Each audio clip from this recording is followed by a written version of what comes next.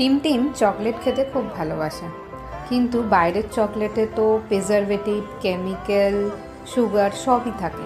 তাই আমি বাড়িতেই ওকে চকলেট করে দিই। 2 চামচ কোকো পাউডার নিয়েছি, তার সাথে 2 চামচ গুড় নিয়েছি। একটু বেশি গুড় নিতে পারো যদি একটু মিষ্টি খেতে চাও বেশি, কারণ 2 চামচ কোকো পাউডারের সাথে 2 চামচ গুড় মেশালে মিষ্টিটা একটু কম হয়। আমি 2 চামচের একটু বেশি নিয়েছি। আর তোমরা মেল্টেড বাটারও এর সাথে মিক্স করতে পারো। আমি মেল্টেড বাটার না ইউজ করে ভার্জিন কোকোনাট অয়েল ইউজ করেছি।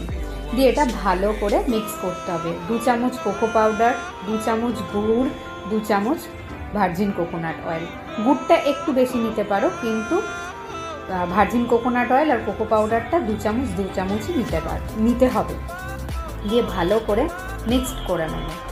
মিক্সড করার পর একটা ট্রেতে, ওখানে তোমরা বাটার গ্রিসও করে নিতে পারো, কিংবা বাটার পেপারের ওপরও ওগুলোকে ছোট ছোট করে দিয়ে দিতে পারো। বা যদি চকলেট মেকার থাকে সিলিকনের, তাহলে সেখানেও তোমরা স্প্রেড করে ফ্রিজে 1 ঘন্টা জমালেই চকলেট তৈরি হয়ে যাবে।